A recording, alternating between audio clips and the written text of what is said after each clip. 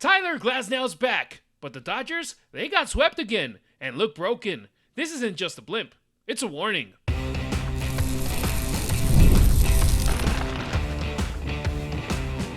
You are Locked On Dodgers, your daily Los Angeles Dodgers podcast. Part of the Locked On Podcast Network, your team every day. It's time for Locked On Dodgers, part of the Locked On Podcast Network, your team every day. Back-to-back sweeps for LA after they lost the series finale in extras at Milwaukee. Tyler Glasnow returned in that game and looked sharp, but it wasn't enough. Plus, could Michael Conforto be the next high-priced vet to get axed like DJ LeMahieu? We're getting into it in today's episode that's brought to you by Gametime. Download the Gametime app, create an account, and use the code LOCKEDONMLB for $20 off your first purchase. I'm Harry Ruiz, Spanish play-by-play broadcaster for the Las Vegas Raiders and USC football. He's Travis Rogers from ESPN LA. Check him out on the Travis and DeMarco show. Listen every morning from 9 until noon. We're both diehard, lifelong Dodgers fans, and the last couple of days, we've gotten a chance to do something that isn't done very often on the mic. Talk about the Dodgers losing a lot. Yeah. Travis, another sweep. 6 consecutive losses for the first time since 2019 when they got swept in 4 games in St. Louis, and then 2 more at home versus the Brewers. Yeah. I mean, it's not something that we're used to watching, man. No, Harry, I'm glad you started the way that you did, because I think that actually, and look, we'll get into the fact that losing 6 in a row just flat out stinks, and that the Dodgers are playing bad baseball right now, because they are. But I think you bring up such a good point that it's been 6 years since they have had a losing streak of this magnitude is extraordinary, because quite frankly, 162 game season is so long. Really good teams hit the skids every once in a while.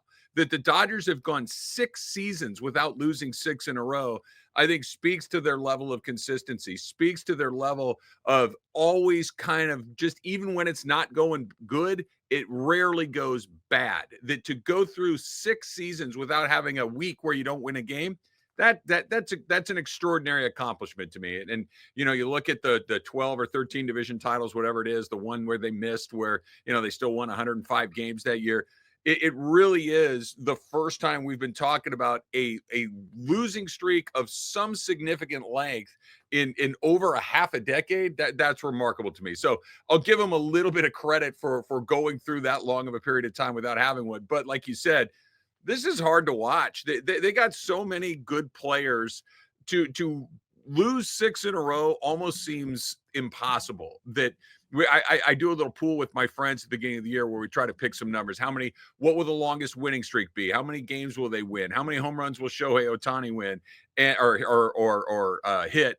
And one of the categories we had was, what will their longest losing streak be? And the longest one that anybody picked was 4. And that felt like, oh, okay, we'll see. 4 seems like a lot. Well, here we are at 6. And the way it happens is your big guys at the top go cold. Your back guys are ice cold or hurt. And then there's those guys that kind of tend to lift the tide when nothing else is working. The Muncys, the Smiths, the Teoscars, the Edmonds, those guys.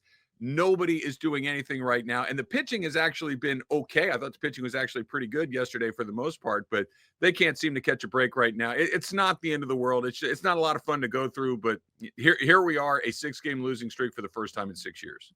Yeah, at least both the Giants and the Padres also lost yesterday. So you got the Giants 5 games away. The Padres are 6 games behind you at the moment, but it's not something where, I mean, you're like, okay, at least all these games, the Dodgers are going up on the score by 3 and then the other team comes back. No, we're talking about games where at least yesterday's was a little bit interesting with the Dodgers taking the lead a couple of times, but giving it back and then losing in the end with the bullpen imploding. And we'll talk about that a little bit more further. But at the moment, it's like the lineup keeps looking lifeless. Yeah. And we all have those excuses we can throw out there, with Max Muncy not playing, with Teoscar Hernandez getting a pinch hit at bat, and that being all his participation for the first time since Saturday's game.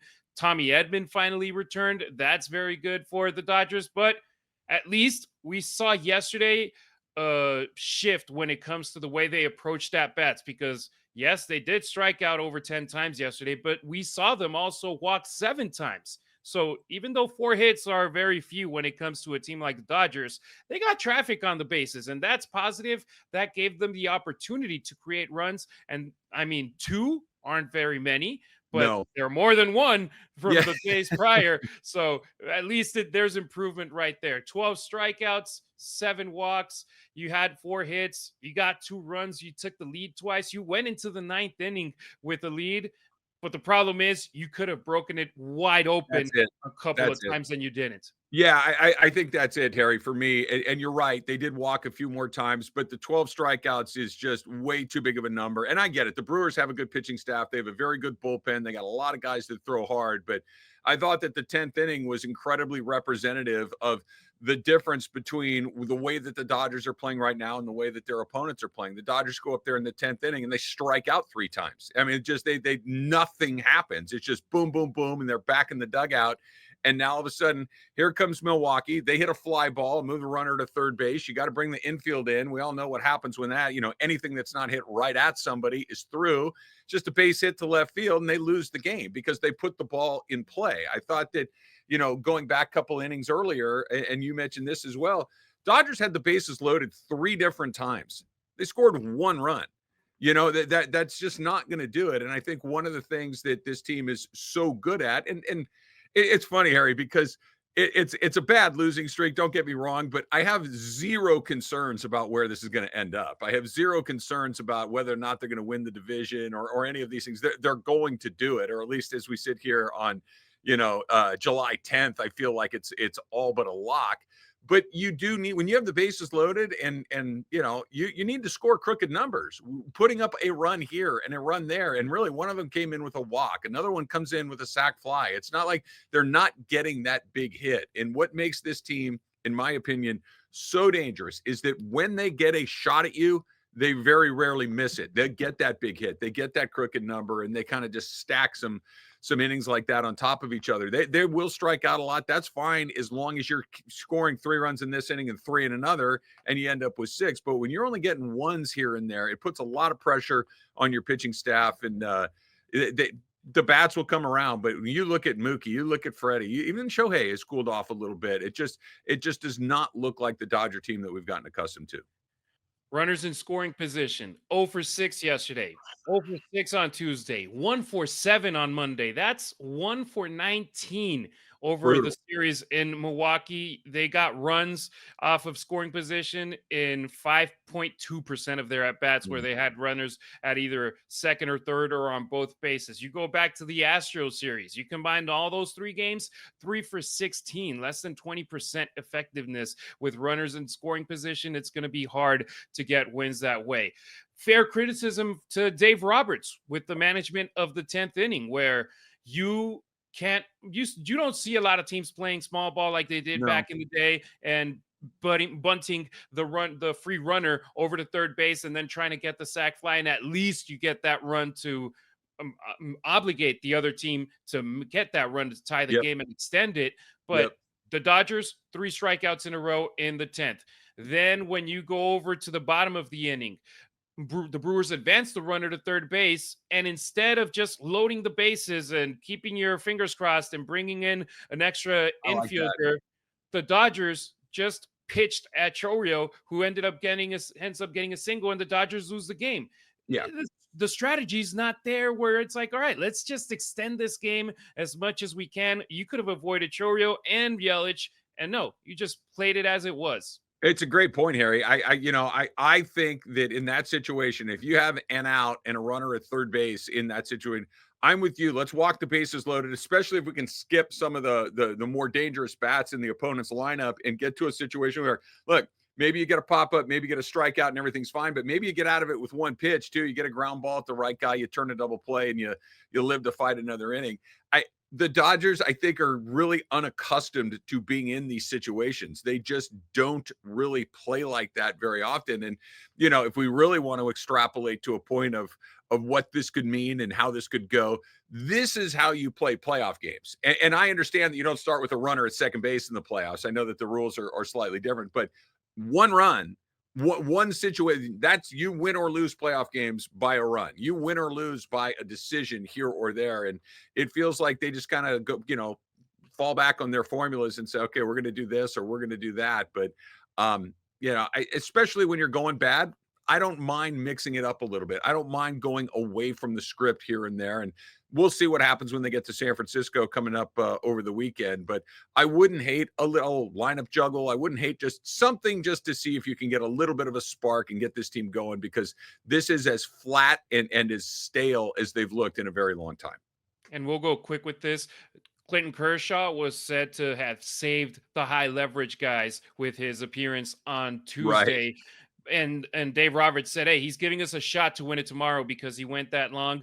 But it didn't matter because those guys ended up giving the game tying run in the ninth, Tanner Scott, and the run that the Dodgers ended up getting walked off with in Kirby Yates. And that's a topic that we're going to touch in depth tomorrow. But this free agent crop that the Dodgers brought in for the 2025 season, it has been very disappointing. These two guys, they were all-stars last year with their previous teams, and now they've been huge disappointments in most parts of the season for the Dodgers. Yeah, I agree with the Yates part. He has not looked like the guy that you were hoping to get. Conforto, I think you could certainly throw in as the disappointing free agent, like you mentioned. We'll talk about that a little bit tomorrow. I still think that Tanner Scott has done a pretty good job. I'm still on the Tanner Scott train. I thought yesterday he was a little unlucky more than anything else. They really didn't hit him very hard. They broken bat hit, a couple of ground balls that found some holes. And I'm sympathetic to pitchers, because if you're getting barreled up, then it's like, okay, there's not much to do. But when some days you just are a little unlucky and balls find some holes and broken bats and whatnot, I'm still pretty high on Tanner Scott. He's had a pretty good run after a slow start, but the rest of those guys, I certainly agree with you on. They have not lived up to their pre-Dodger billing. Like I said, we're going to go deep in this topic tomorrow. So if you're not an everydayer yet, what are you waiting for? In this game, Tyler Glasnow pitched in a major league matchup for the first time in over 2 months. We'll talk about his performance coming up next on Locked On Dodgers. Have you ever decided at the last minute to head to a ball game with friends or family? Maybe it's game day and you suddenly realize you want to be in the stands. That's exactly where Gametime comes in. It's the easiest way to grab last-minute tickets without the stress. With the money you save on tickets, you can splurge on food, drinks, merch, or even invite a bigger group to come with you. Gametime makes it possible. Gametime makes buying tickets fast and simple. Prices on the app actually drop the closer you get to first pitch, a concert starting, or a show kicking off. My girlfriend loves using this strategy, and we always end up getting incredible last-minute deals, clear seat views, and a lowest price guarantee that takes the worry out of buying. Gametime is the official ticketing partner of Locked On MLB, making it easy to browse the app for an exciting upcoming game, like Los Angeles going up to the Bay this weekend. Take the guesswork out of buying tickets with Gametime. Download the Gametime app, create an account, and use the code LOCKEDONMLB for $20 off your first purchase. Terms apply. Again, create an account and redeem the code LOCKEDONMLB for $20 off. Download the Gametime app today. Last minute tickets, lowest price, guaranteed. What time is it? It's game time. Who? Thanks for making us your first listen wherever you may be, via your favorite podcast app or on our YouTube channel. Turn on your notifications. That way you'll get the heads up the moment a new episode or a short video drops with the latest Dodgers news. For everyone on our YouTube comments, today's question for you is, what did you think of Tyler Glasnow's first outing in over 2 months? And do you trust he's going to stay healthy until the end of the season? 5 innings, 2 hits, 3 walks, and 5 strikeouts. He left the game with the score tied at 1 with an unearned run, which, man, you look at that inning and it was a walk, a balk, a stolen base, and an error, the way that the Brewers scored the game-tying run at 1. And it was like, man, that's so Dodgers baseball. And I'm talking about this last week. Right. How did that happen? But overall, Tyler Glasnow, I think we can all be reassured of, okay, he's got it. And he's feeling himself now. Look, I'm so conflicted, Harry, when it comes to Tyler Glasnow, because when he pitches, he's fantastic. Like there really are very few times where he goes out there and pitches and just gets lit up. It just doesn't happen very often. I was reading something and I wish I could give credit where credit's due. I forget who put it out there, but there was a poll of opposing major league hitters of the players you least like to face. And it was like the top 10 guys and it was all the guys it's Scooble, it's Skeens, it's all the name. Tyler Glasnow was on the list of all the major league pitchers, the top 10. Glasnow was like number 8 or 9. He was on the list. And I think it speaks to just how nasty he is. But no matter how nasty you are, if you never play, what difference does it make? And this has been the rub on him really his entire career. Great stuff, unbelievable, electric, dynamic pitches, but he's in the trainer's room. He's on the IL. He just doesn't play enough. We saw it last year where he set a career high with the Dodgers in innings, but he wasn't available when it came time to play in the most important games of the season. He just wasn't there at the end of the season. This year he comes out, he's, had some mechanics that he worked on in the offseason. All of a sudden his elbow hurts. He goes in Washington. All of a sudden the mound's not right. It seems like there's all these little teeny tiny things that can continually set him back. I just want to see him pitch in games that matter. If that means that you got to manage him through the early part and the middle part of the season to get those 100 innings, if that's what we're going to get, let's see him pitch at the end, because what he did yesterday, I think you got to see it again. Keep in mind, Brewers are a good team.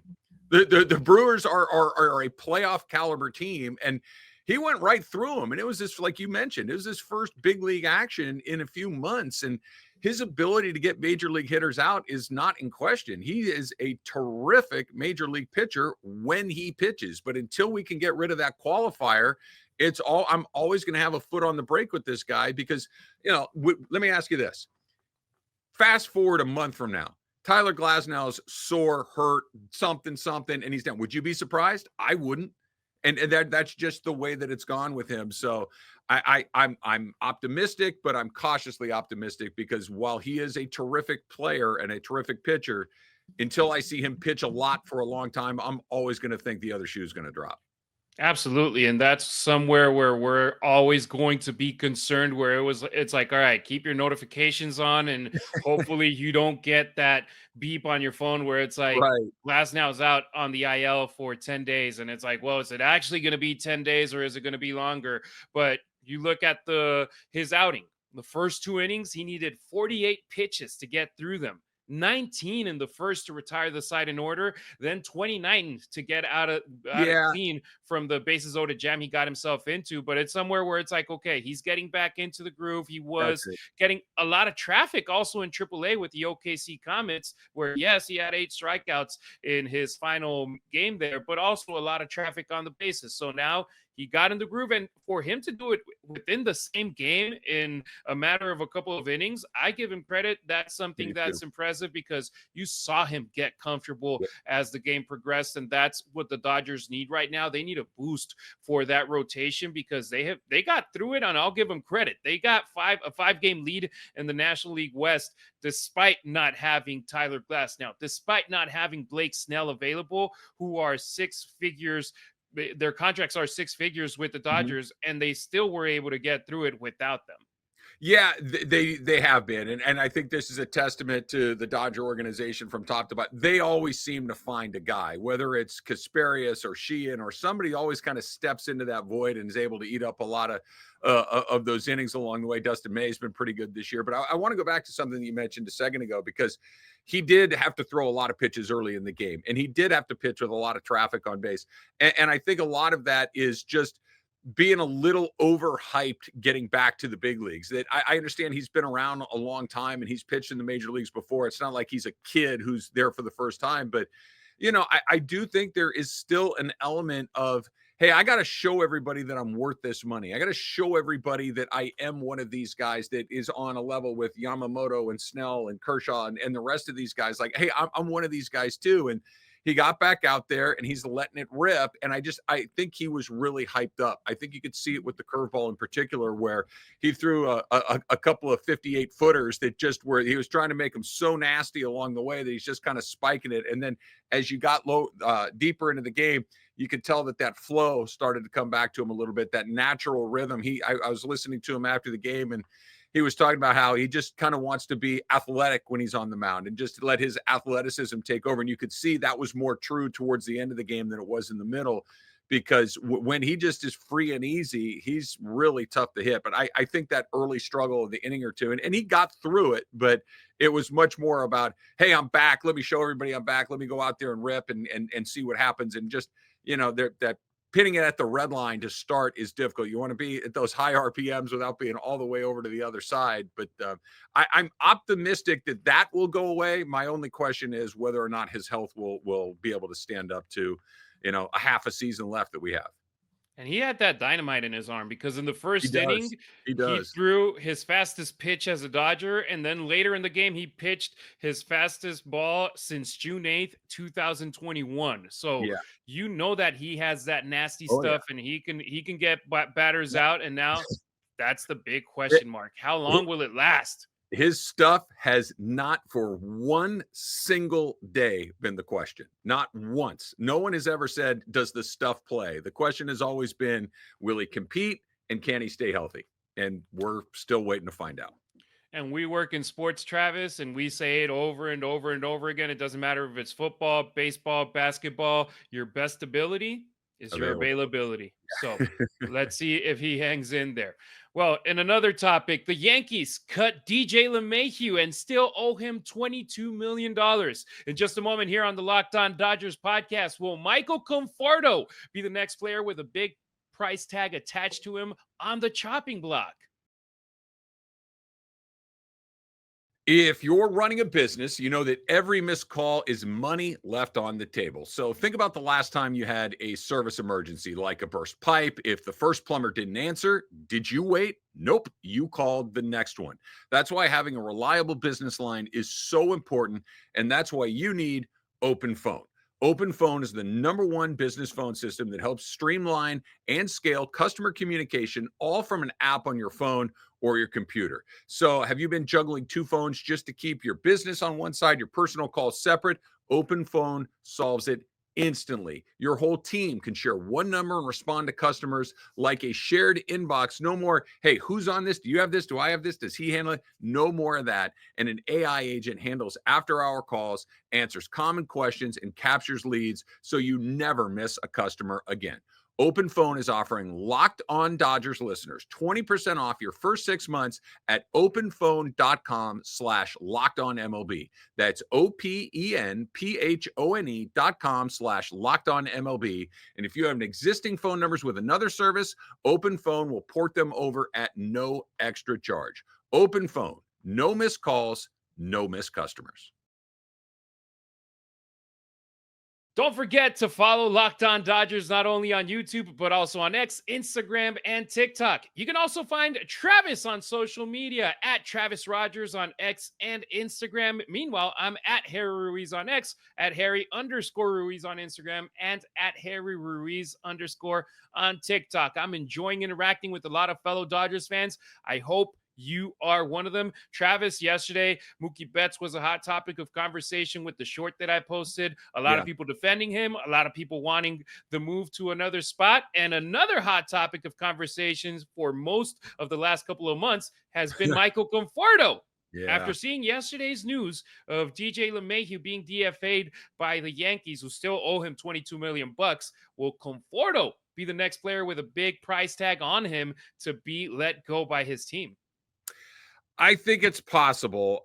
Look, I kind of tend to lean more towards the older school thought of this, where it's let the veteran prove to you that it's not going to come back out. And I think a really good example of being patient and it paying off is what happened with Max Muncy this year. That Muncy was absolutely in a hole for the early part of the season. We talked about he went a month without hitting a home run. He was absolutely nowhere. He was lost. He wasn't walking. He wasn't doing all the things that make Max Muncy. And then whether it was the glasses or not, who knows? All I know is that he started to hit. And it's like, oh, look, there's Max Muncy again. And he's an incredibly important part of what the Dodgers are doing in their lineup. There was a lot of people saying, get him out of here, make a deal. He's washed, he's done, move on. Hold on a second. Guys that hit in the major leagues hit in the major leagues. They go through long stretches occasionally where it doesn't have, not everybody's Freddie Freeman, where you just go and they just give you the same performance day after day, month after month, year after year. That's really uncommon. Usually it's more like this, where you're kind of up and down and you sit in the middle, on the back of your baseball card, or like we were talking about a second ago, Baseball Reference. Michael Conforto can hit in the major leagues. He has proven that he can hit in the major leagues. Now, we're getting close to the point where it might be over. And I think this is where it gets a little more complicated. They've given him half a season. This is the point where the NL West race has gotten a little tighter than maybe anybody might have thought, but it's still not legitimately tight. We'll see what it looks like after the weekend. But a player like Conforto is a 10-year guy in this league. He has hit basically everywhere he has gone. It's in there, I think. And that's where, another 3-4 weeks of this, then I think you got to make the move. I think that you got to be looking at the trade deadline like we talked about yesterday. Another good example of being an everydayer, of some of the guys that maybe you could target, some of the guys that maybe will give you a little bit more flexibility, but they're going to give him every last opportunity to try to work his way out of that. That being said, we are really close. I don't even want to say really close, Harry. I wouldn't be surprised that literally if any day now you got a notification on your phone. Oh, they cut him. Oh, okay. I get it. We saw what they did with Taylor. We saw what they did with Barnes. They're a little quicker. And those guys were longtime Dodgers with a lot of track record, a lot of pedigree. Conforto really has not been that. He's had a terrible season.